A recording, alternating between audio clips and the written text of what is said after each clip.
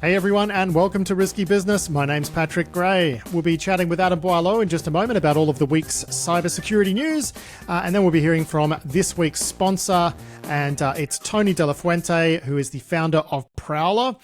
Prowler is, I guess, like, what do you call it? It's an open source cloud security platform that you can do a bunch of cool stuff with, and they have just added support for like M365, Entra, like sort of SaaS scanning, as well as infrastructure as code scanning as well. So, you know, Prowler's just really becoming that one-stop shop where you can get a view across all sorts of stuff, whether that's like AWS, GCP, and Azure misconfigurations all the way through to Entra, M365, you know, exposed OneDrive files, bad infrastructure as code, and yeah, all sorts of stuff. So Tony's joining us a little bit later on to walk through the latest feature releases for Prowler, which is, of course, free and open source. But Adam, let's get into the news before we do all of that. And yeah, there's a fair bit going on this week. The first thing we're going to talk about is memory integrity enforcement, which is a new, I guess, would you call it, feature of Apple devices. They've just published this huge blog post about how they're going to, you know, change their operating systems, iOS, I'm guessing, in particular, to make them very, very resistant to memory corruption, exploitation. And from, as best I can tell, everybody says this stuff is really quite comprehensive, really well put together, and it's going to get a lot harder to write exploits for Apple devices. Yeah, this is definitely some really good work by the security engineering team over at Apple. They kind of looked through a bunch of the exploit chains that they've seen being used in the wild, and kind of worked up, like, given that we control the hardware stack and the compilers and, you know, memory allocators and all the components of that system, how do we build best-in-class exploit mitigation for memory corruption? And they've come up with, I guess it's sort of an extension of an approach that the ARM CPU architecture people came up with, which kind of tags memory based on its purpose and then requires you to access memory using that kind of like same tag value. And that kind of means that buffer overflows, we are writing into a bit of memory that doesn't have the same tag, or use after freeze, we are reading or writing to memory that has been changed since you originally got it. You have kind of tags that are out of back. And then the whole system kind of builds on that primitive and, across Apple's tool chain, ends up being, a pretty comprehensive memory corruption kind of set of mitigations. And part of it is changes to, they've already been building secure memory allocators into the operating system, into the compilers for a while. So there's some changes to those. There is some support from, kernel things, and then also some support in hardware. So Apple had a big product announcement. They released the iPhone 17 corresponding Apple Silicon chips. So there is some hardware support for this, because one of the big problems with mitigations we've seen against things like speculative execution and other, memory misuse things is that the performance cost of the mitigations is unworkable too much. So through a combination of controlling the whole stack, they're able to kind of tune which bits need the really expensive mitigations. For example, they separate out allocations that are big enough to have kind of page level memory controls from ones that require inside page controls, and they can kind of do a bunch of smart stuff. Net result of all of this is everybody in iOS is going to see, and presumably the rest of the Apple ecosystem will follow, will see some improvement to defense against memory corruption attacks, but in particular with the latest hardware, you will get even more. So pretty great work. And like they've been working on this they've been working on this for a long time, according to the blog post. They say many, many years. And what's really interesting to see is that they've kind of closed that feedback loop between the people who are doing exploit dev and research and the people who are doing, mitigation research. And then they can walk through the individual chains and say, this particular chain is blocked by this mitigation at this step. And not every step of every exploit is going to be blocked, but all you got to do is break one step in the chain, and then also ideally break them in a way that renders the whole chain unusable, because then, friends of ours who write exploits will be having a bad day at the office, and that's generally a good day for everybody else. Yeah, so speaking of those friends, I reached out to a couple of them this morning, actually, and I said, is this a big deal? And they all replied with a single word answer, which was yes. And then I said, can you come onto the show to talk about it today? And they're all very busy. I don't know if it's related to this, and they've got to go brief a whole bunch of clients. But either way, yeah, this is apparently a big deal. We've seen Apple do this sort of thing previously where they introduce a powerful new, memory corruption exploit mitigation. It seems, though, that the exploit writers will always find a way around these things, but the costs just go up every time. So I'm guessing this is going to be another case like that, where for the people who are purchasing exploits targeting iOS, everything just got a lot more expensive. Yeah, I think so. Like anything that raises the cost is going to help. And, Apple admits in the blog post that there are some things that are very hard to defend against within the constraints that they've got. They talk, for example, about one of the variants of Spectre side channel execution stuff, where they really can't easily 100% mitigate it, but they can make it statistically more expensive.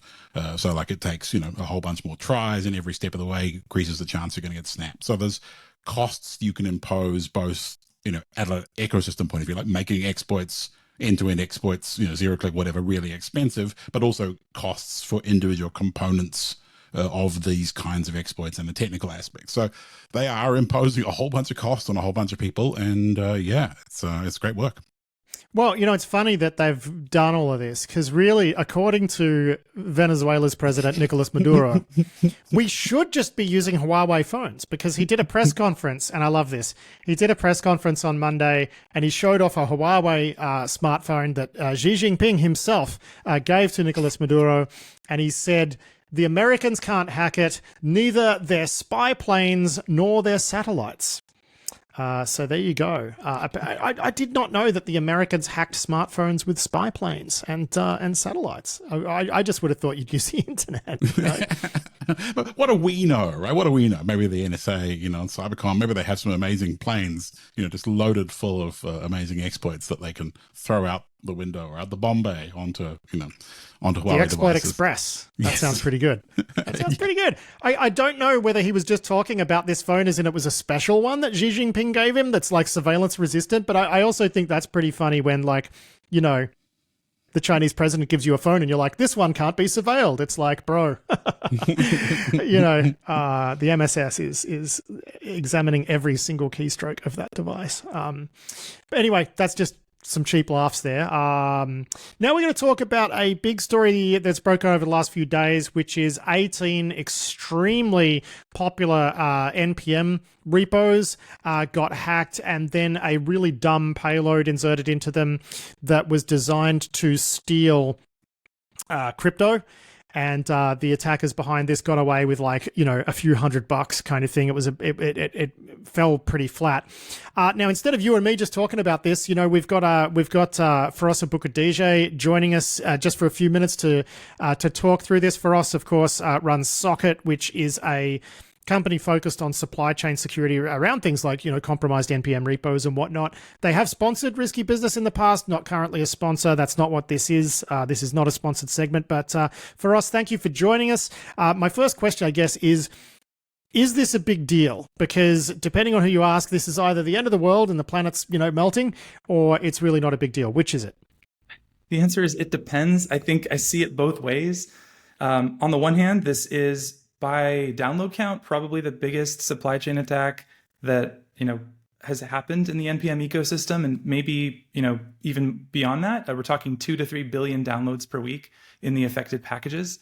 On the other hand, the impact has been pretty disappointing, I'd say. The attackers managed to snap up about $500 worth of Ethereum and maybe $50 worth of some other miscellaneous cryptos. So, somewhat of a disappointing, performance for having, they had access to everything, and this is what they did with it. So it's, I don't know, somewhat disappointing. You sound like me and Adam when stuff like this happens, when we're just like, oh man, they could have done so much more with this. You know what I mean? They're very, very sort of disappointed in them. I guess one of the positives here is that this thing was detected extremely quickly and shut down extremely quickly. So we've seen a lot of headlines about how these packages get 2 billion downloads a week. But do we have any idea of how many downloads these packages received while they were compromised? You can generally make some assumptions, but NPM statistics aren't very fine-grained here. So, and they also don't update in real time. So you have to do your best and really just extrapolate it out. So in this case, the package was, live for, on the order of like an hour. So, we're talking about, in the hundreds of thousands or to maybe tens of thousands of downloads. And so that's the part that's kind of interesting, is we might actually see that, like long tail effects of this over time, as this package might be cached in folks' artifactories or even, in local caches. And they, so this still could go out into, a production build of a piece of software, over the next several days or weeks. So folks really should actually search through their dependency inventories and make sure that they're not using the affected versions. There still could be impact to this, even though it's been taken down from the registry. Now, I believe this is part of a broader campaign that's actually been going for a couple of months, or it has similarities to a broader campaign that's been going the last couple of months. What can you tell us about that? Yeah, so the technique used by the attackers here was a phishing email that impersonates NPM. So it looks like it's asking you to set up some 2FA on your account. Socket actually wrote about this about 2 months ago, back in July, when one of the engineers on our team received a phishing email. And what was interesting about the phishing email was it came from actually a legitimate domain that NPM uses, npmjs.org. But they actually use npmjs.com to send emails. And so they didn't set up DMARC or any of the other email security headers on the .org domain. And so an attacker was able to kind of send an email from this legitimate domain, and it got through because DMARC wasn't set up. So one learning there is, folks, you should set up DMARC on all domains that you use, even the ones you don't send email from here, because, that's how it was able to get through. And that ended up affecting a couple of packages about 2 months ago. So Prettier was a big one, a big style kind of code formatting tool. And then the other one is, you're going to love this, a package called is. So what this is a type checking library. It tells you, is it a number? Is it a string? But yeah, you'd think this should be part of the JavaScript language. It's kind of a basic bit of functionality, but unfortunately, JS is one of these languages that has been around for 20 years now, and the rule is don't break the web, so they can never delete things or change things in the language. They can't go back and fix mistakes, and so this is quite a popular library, and it was one of the ones that was backdoored, it's basically there to kind of create a bit of a better developer experience for folks who want to do type checking, which is a common thing. So just one more question. When you talked about how these phishing emails shared similarities and whatnot, do we think it's the same group of people who've been doing this for a couple of months and this whole thing's just sort of culminated now, or it's just word got out that you could sort of do this email sending? I think word got out. It's they're using similar techniques, but it's a different payload over the course of the last 2 months. So the thing they do is when you click the link in the email, it takes you to a full proxied version of the site. So everything about the site looks the same, and they're just transparently proxying through to the real site. So you get the 2FA code and everything. Everything works as it's supposed to. And so, it's interesting that, it does seem like this has been picked up by folks, and we're seeing a lot of different payloads now using the same kind of initial phishing email hook. But they're very disappointing payloads, as you pointed out, right? Like everybody's very disappointed that someone managed to get all of this access and then just deploy something so crappy. Adam, I got a question for you. If you were going to, so clearly you do something like this at this sort of scale, you're going to get snapped pretty quickly. Like, as we found out, these packages were live for like an hour. The malicious code was live for like an hour. If you wanted to pivot your access from like being able to own these NPM packages and pivot that into some sort of persistent access, how would you actually go about doing that? I mean, you could do something really dumb, like, popping up, unsigned malware into people's browsers for downloads and whatever. Like, that's one way you could go, but there must be a more elegant way here. What would it be? I mean, the answer is you need to be subtle, right? When you're doing something at this kind of scale, you can't do anything obvious, because it only takes one person to start pulling the thread. And like with that backdoor, was it the Microsoft guys found in, was it Postgres, SSH? No, it was an SSH. The SSH, between SSH. And like, yeah, that's, you kind of want to be subtle like that. Well, that still got detected very, very quickly. It still got detected. I mean, the thing that these attacks they're doing wrong is they're not subtle. They do things like try to shut down the system or try to remove your files, or they do all this noisy stuff. If you were just a little bit subtle, and then you could get away with this being in the out there in the wild for even just like 7 days.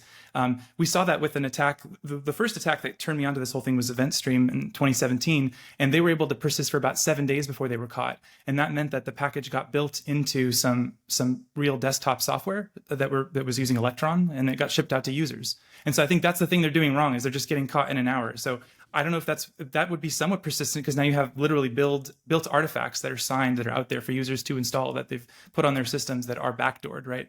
And that's what these folks are doing wrong, and what we're getting really lucky with is they're just being super noisy and super kind of childish about what they do when they get access to these things. All right, well, Feross Aboukhadijeh, thank you so much for joining us for a quick chat about all things NPM supply chain. Always good to see you. Cheers. Glad to be here. Thanks. Now, Adam, we're going to stick with the theme of supply chain now just for a moment. Last week we were talking about this Salesloft breach and the Drift AI and whatnot. People who are unfamiliar can go back and listen to last week's show. But in essence, what happened is someone stole a bunch of OAuth tokens, I guess, from Salesloft. And the interesting thing was there was no detail on how Salesloft itself was breached and these tokens went missing. Mandiant has some answers now, according to this piece by Cybersecurity Dive. So it turns out that the GitHub account of Salesloft got itself compromised, a few months back. The attackers spent a while, learning what they could from that before eventually starting the journey that led to them breaking into Salesloft systems and helping themselves to OAuth tokens and onwards to great victory. So I think we speculated at the time that that's kind of what it felt a bit like, but it's nice to have that, kind of have a timeline for it. Once again, just, GitHub account access leads you onwards into the depths and, steals a great many things. Yeah, so what would that look like, a pivot from GitHub into internal? I mean, you don't even need to go internal. You just need to affect their apps in some way to get them to spew out the tokens, right? Yeah, and it may be a case that, that Git may have been the source for code that was being built. So that would have been pulled into a build system. That build system's got access to key material and whatever else.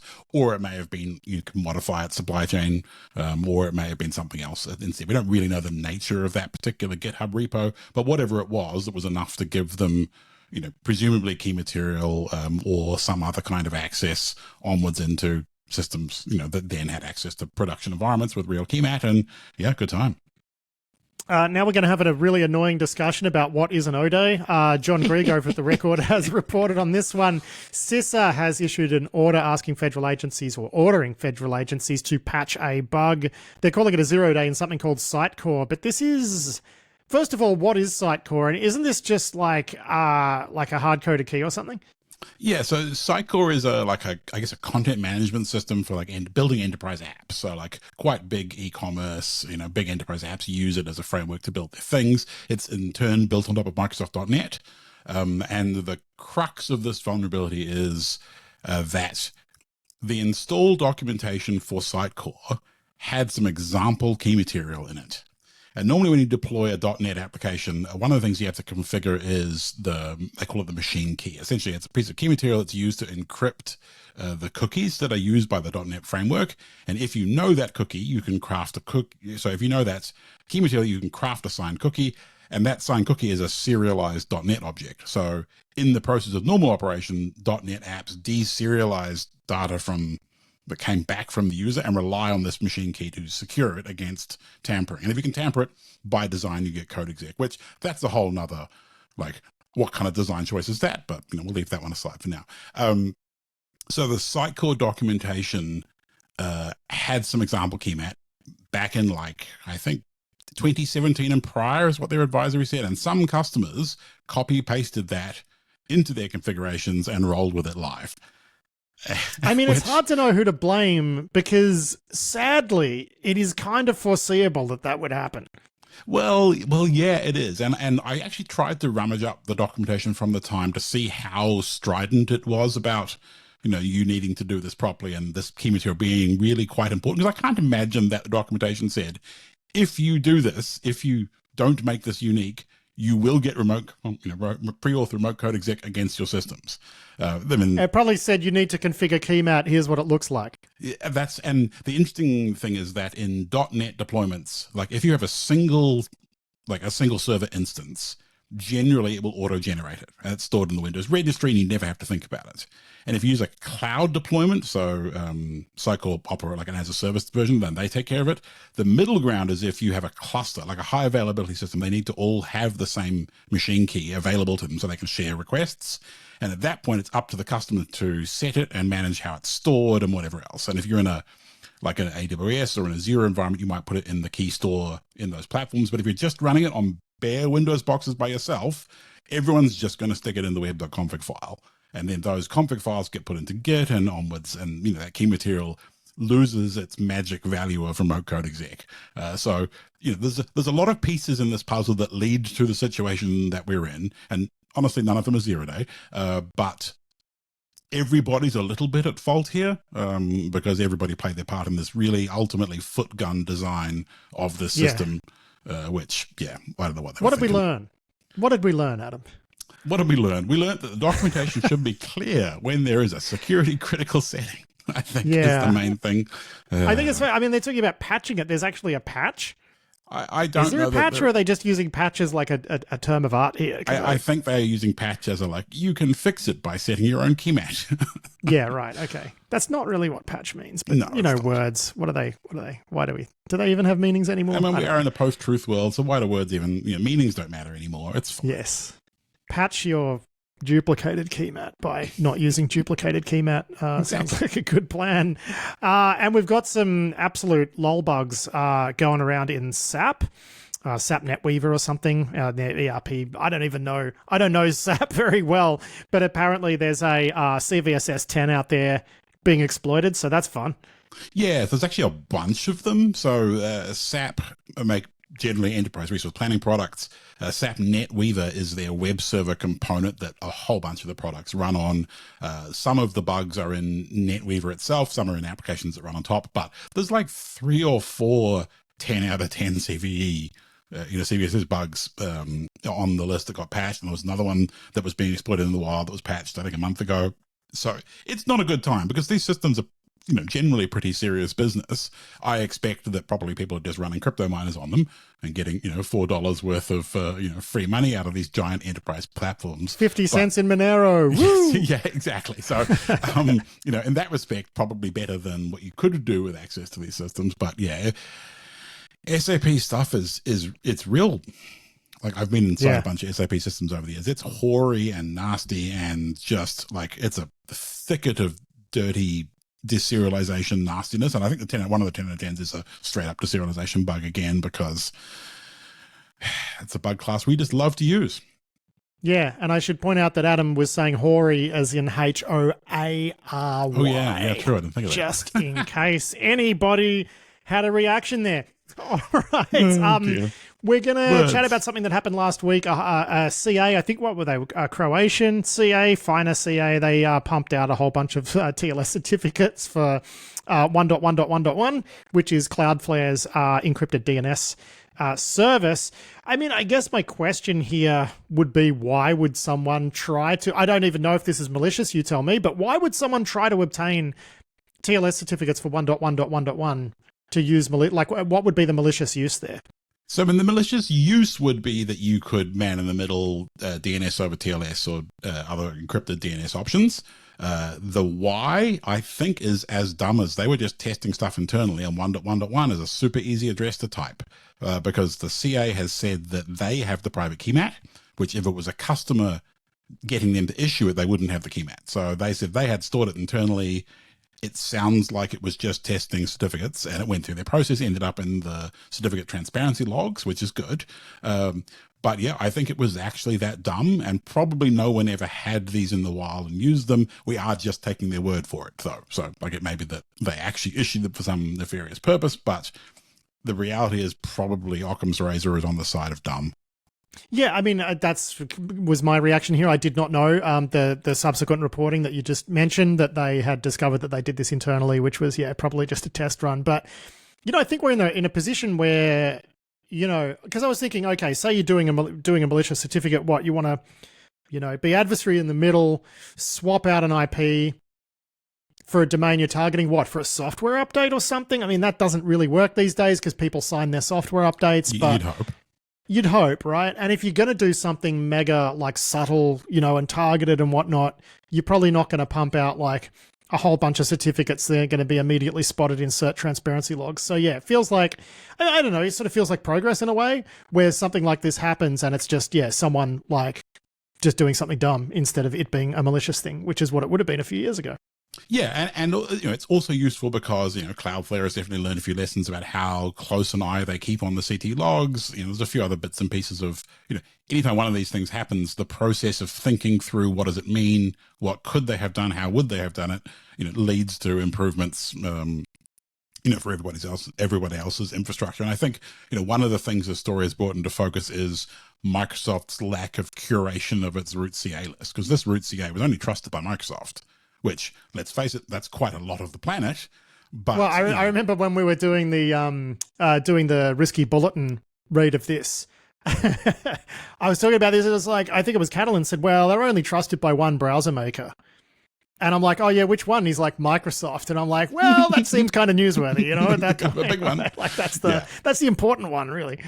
Yeah, so maybe Microsoft will take a few lessons and be a little bit more active in how they curate their root CA store. Like in one of the things that Mozilla's stewardship of it and Google's stewardship of their respective stores are, is they're pretty aggressive about stomping on people that are being bad CAs.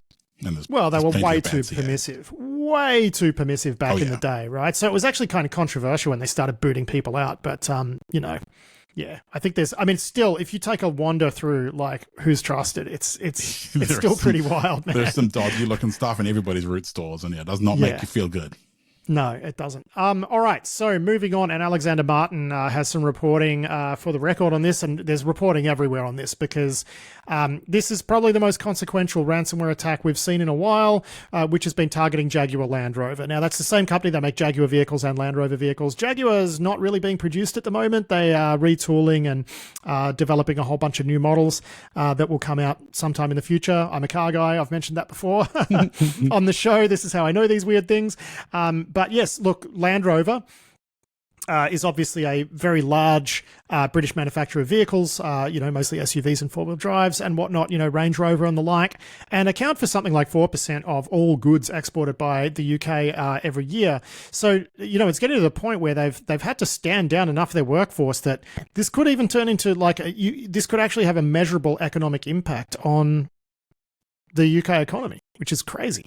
Yeah, we've seen some reports that staff being furloughed at downstream suppliers, upstream vendors, I guess, upstream suppliers from Jaguar Land Rover. So, it's a pretty, I didn't realize quite how significant. I think one of the numbers we saw was roughly 4% of exports out of Britain last year are Jaguar Land Rover products, right? That's pretty significant. And I think, this is, I don't know if we've seen any attribution, but it certainly feels like it's just the scattered spider, lapsus, the bunch of kids doing it. And, they bit off some pretty big British properties with Marks and Spencer and so on recently. But this one's kind of a next level up again. And if they are asking for attention from the British security services, this is how they're going to get it. They're kind of getting off the end of law enforcement and into, they're going to have some real trouble if they're causing, tens of thousands of people to be without work. Yeah, I would imagine so as well. But this shows us that the big game ransomware still exists. What'll be interesting is to see whether or not the people who did this actually get paid, are actually able to exfil the money. If they're a professional group of Russians, maybe they'll be able to do that. Scattered spider kidlets, probably not, right? It is just, they are not going to be able to do it. If they are trying to commit these sorts of crimes from within Western jurisdictions, just forget it. Yeah, they're going to have a very, very bad time if they are. And I think, it didn't feel like the world's most competent ransomware, I think, from some of the things we'd seen. But yeah, we don't know yet. So let's see. I'm sure the British spooks and police are all over it. Yeah, one interesting thing to note, I guess, at the moment, is that the United States government is now executing criminals extrajudiciously in foreign countries, which is interesting. You saw that they blew up a alleged drug boat in Venezuela, which apparently, oddly, for a drug boat had 11 people on it. You'd think you would want fewer people and more, drugs, on your drug boat.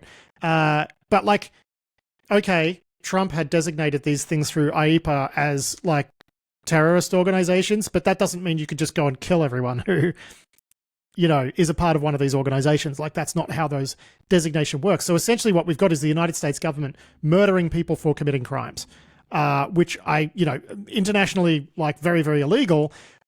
I don't think we're there yet for ransomware operators. I'm just saying that we are in a position now where the United States is on presidential order executing people for committing crimes without a trial. So maybe something to think about if you're a ransomware operator. I don't know, like, if you become enough of a pain in the ass, at what point are you going to get, hellfired or whatever? Yeah, it's a crazy world. I mean, I know we've advocated for some hound release over the years, but it's generally not straight up, extrajudicial drone murder. Yeah. So there should be some middle ground, maybe some middle ground. Maybe just kneecap them. I don't know. Tell them not to do it again. Turn their computers into a bomb. Apparently Bridgestone too is having some ransomware trouble, but they are recovering. I mean, it's so often the arc of these stories is like you see a story pop up saying, oh, there's been an incident, but they're recovering. And then a week later, no one's talking about it anymore. Or you see, like, Marks and Spencer was one of them where, we've got a little problem, just a little problem, it'll be fine. And then like 2 months later, it's like, where it's amazing that if we're even able to survive this sort of thing. But Bridgestone, which is Bridgestone Americas, which is the American, arm of Bridgestone, which is a Japanese company. They have been having some trouble and restoring. Another one from John Grieg, writing about events close to home for me. Qantas had that data breach some time ago, and their executives have taken a bonus haircut despite record profits. So I guess, is that what accountability looks like?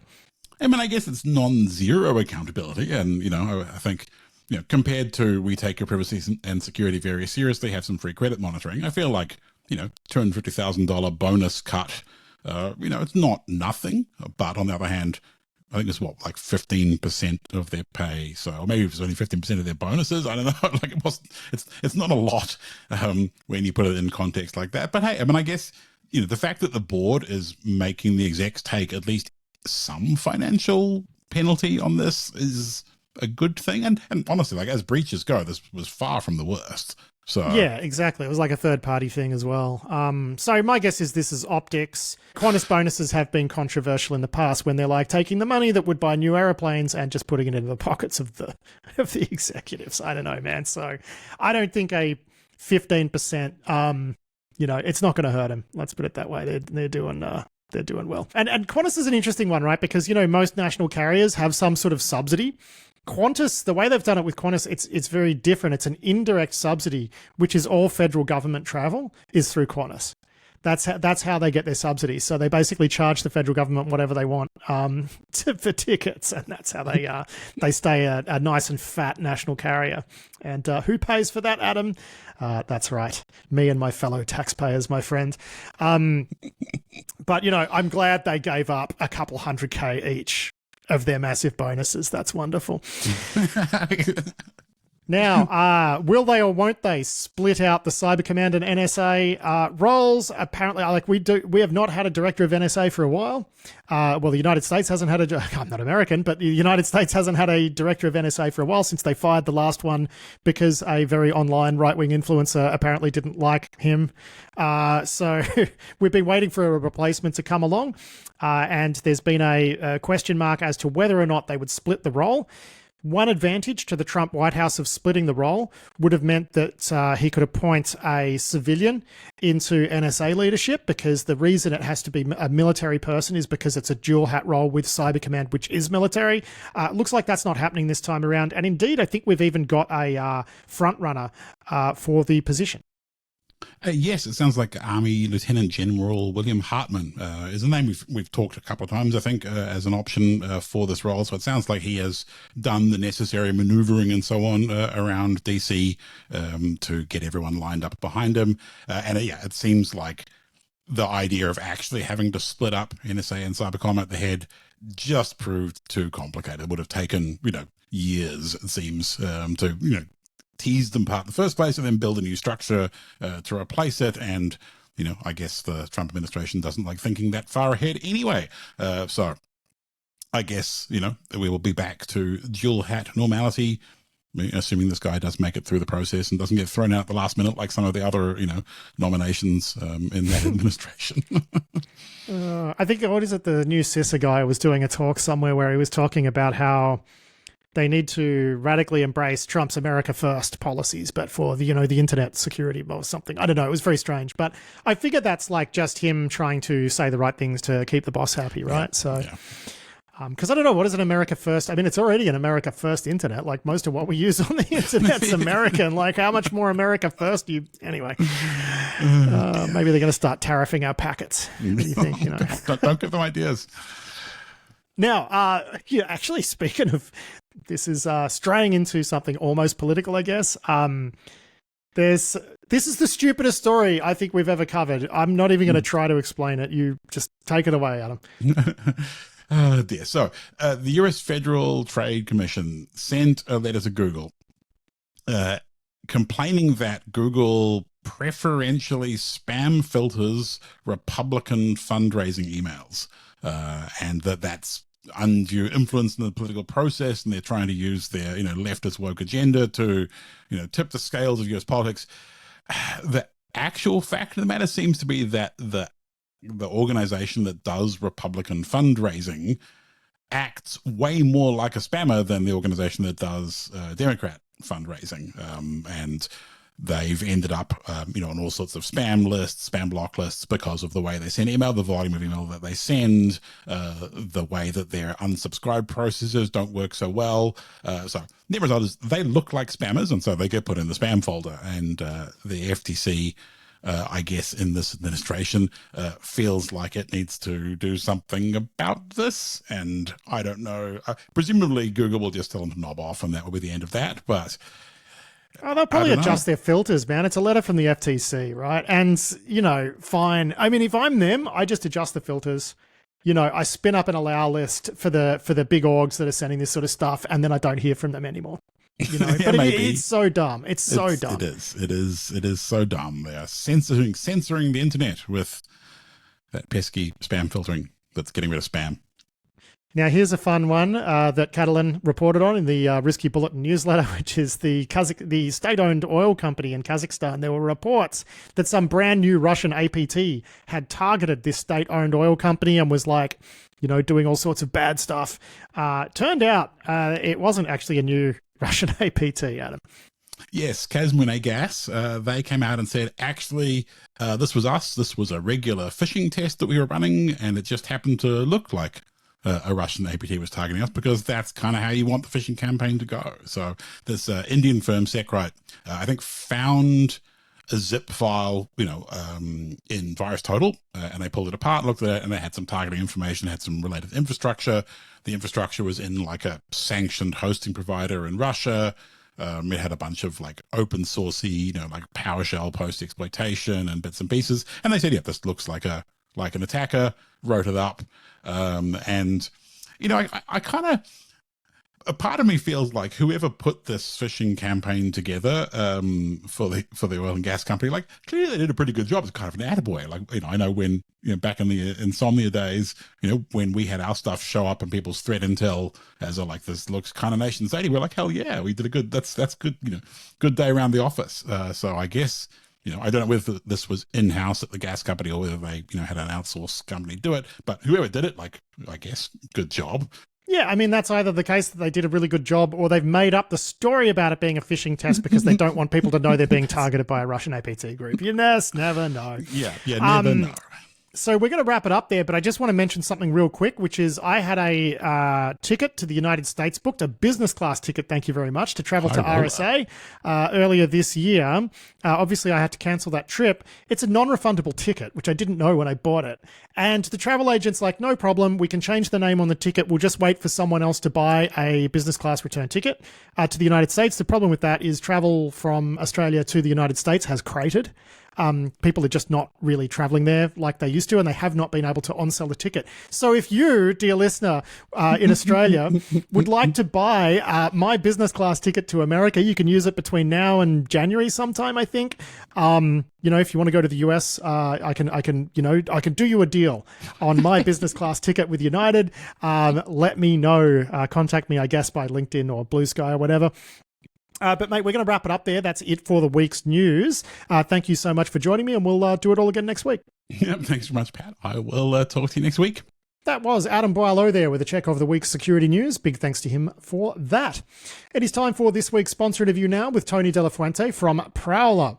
Now, Prowler is an open source cloud security platform. So if you want to find, misconfigurations in AWS, GCP, Azure, it's very, very good at that. It can also do automatic remediations, like all of the checks and remediations are like Python. It's very, very cool.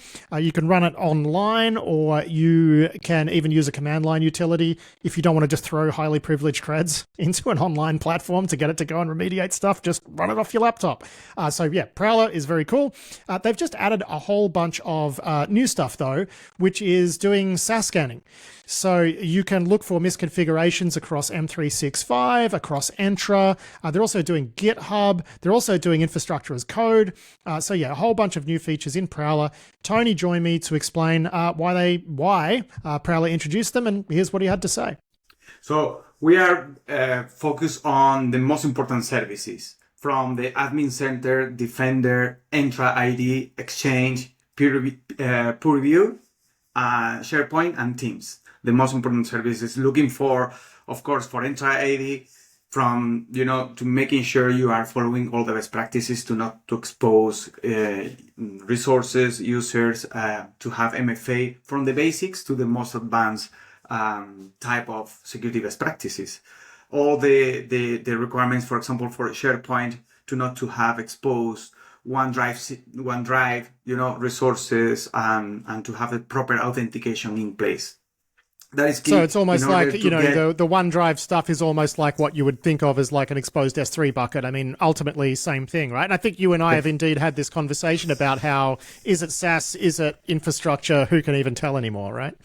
Exactly. When you talk about attack surface, it's not, we always think about RDS database in AWS or S3 buckets. But when you move to the Microsoft ecosystem, there are many other services that can be exposed. And we wanted to be in that party as well, right? We wanted to be able to tell our community, our users, our customers, hey, you have more than this. Was it easy to do this? Once you've already got the experience with Azure, was then building like checks for an Azure application or Azure suite like M365 easy? And I can tell by the look on your face that no, it was indeed not easy. No, we started, as you said, we started as an AWS only security tool, but now we are not only multi-cloud providers, but also multi-cloud SaaS, right? I may say that nothing related to Microsoft is easy at the first try. Yeah. Of course, the learning curve is important for everybody, but actually we had to develop a wrapper around PowerShell in order to do many different things. Actually, you have in Azure the Entra ID service, and in Microsoft 365 the Entra ID service as well. And it's not exactly the same way to interact with the same service through different kind of meta service, Yeah, right. So it was like different teams with different priorities, and here's how you wind up with two different Entra ID services. Is that kind of what happened? Yeah. And also, if you don't do certain things using PowerShell, you cannot do it, or you have to tweak your own tool. So we did a wrapper. Actually, we open sourced that wrapper as well to use Python and interact with Microsoft stuff easier, because in Prowler everything is Python, and we want to make sure we can scale, right? Because Prowler can be run from the CLI, but also from an application from our SaaS service, from Prowler Cloud. So that is like the big challenge, to interact with our providers with a way, using a way that can scale up.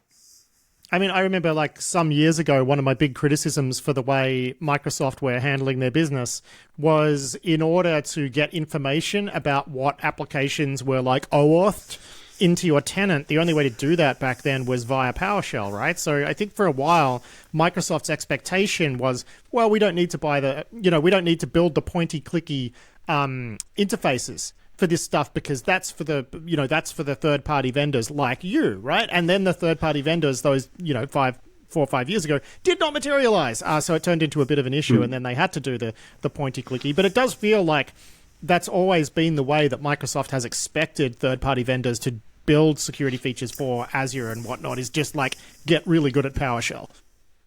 Yeah, well, the point is, actually, when we released Microsoft 365 integration, the same week that we released, let's say, on Monday, and Wednesday that week, they changed it, the way applications can connect to them. And we realized on Thursday, so we had to launch a new version with the fixes the following week. So that is the challenge. That is the challenge of also adding value using third parties, right? But I mean, it is what it is. With Microsoft happens. I don't know if it's because they go very fast or because it's just as it is. But they are adding more security capabilities that are making the life of third parties not very easy.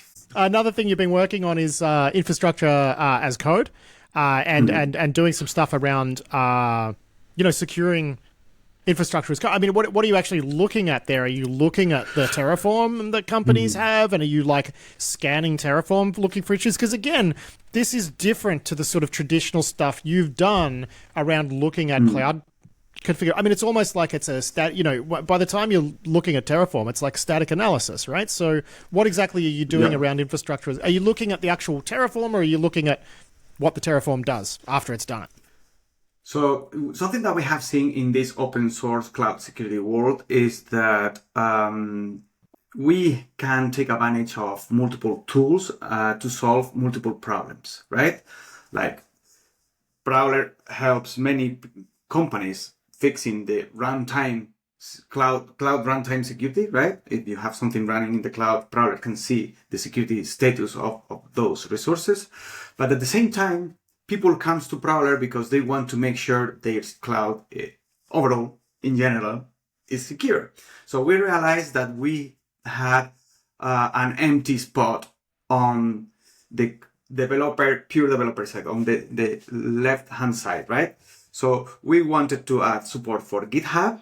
So if you're a GitHub developer, you have a GitHub, your code, your cloud code, or whatever other code is on GitHub, we want to tell you, hey, this is secure, this is not secure, in terms of security best practices around your repositories, organizations, etc. With that done, in Prowler, we have multiple checks for that. By the way, everybody can see everything that we do in hub.prowler.com. We call it Prowler Hub. Is our knowledge base of checks, the center of knowledge of our checks and compliance frameworks. With having that in mind, the GitHub support, we said, okay, now let's use, for example, we have underneath Trivy, Chekhov, and other open source tools underneath Prowler now in order to bring that service, right? So what do? We can scan either locally or remotely in a Git repo, whatever Git repo you use. So you can plug into a Git repo, find the code, and then you can throw another open source tool at it and say, is this suicidal? Yeah. GitHub Actions, secrets, Terraform code, CloudFormation code, all that best practices now can be done with our AAC provider in Prowler as well. So we are adding more and more providers, like we are planning to add an LLM scanner provider as well in order to scan LLMs for the most common security issues in LLMs. If you are doing your own or scanning third parties LLMs. And also, the cloud is, when it comes to AI, you say, okay, AI is cloud security as well, because AI has resources, content, right, that is in the cloud.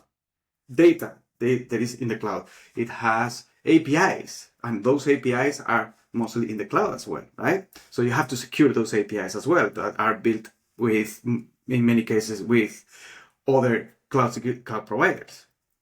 And GPU. And where is the GPU? Unless you want to buy your own and have your own data center, the GPU is in the cloud as well. So securing AI is securing the cloud. So that is something that we can do as well with Prowler. Actually, we are releasing our very comprehensive MCP, where you are going to be able to do pretty much anything with Prowler using our MCP, from creating new controls to configuring Prowler as well, and running scan, pulling scan, creating your custom reports, everything. Because everything that we do is in an API as well. So it's kind of straightforward. I've taken to saying recently on the show that, like, if you're not doing that sort of thing with your security product now, you're going to get left behind. Especially any product that's trying to do something, diverse and complicated like this, touching a lot of systems in a lot of different ways. Like you can't. It's ripe for this sort of thing. When's that coming? Actually, today. So today is going to be released in our GitHub repo. That is, where you can go to prowler.com and find our link to GitHub. And today is going to be released. We are doing that actually today. And by the time that this is going to be published, it's going to be out for sure. Yeah, excellent. All right, Tony De La Fuente, fantastic to chat to you, my friend, about your march towards world domination. It's always good to see you, and we'll catch you again soon. Thank you, Patrick. That was Tony De La Fuente from Prowler there. Big thanks to him for that. And that is it for this week's show. I do hope you enjoyed it. I'll be back real soon with more security news and analysis. But until then, I've been Patrick Gray. Thanks for listening.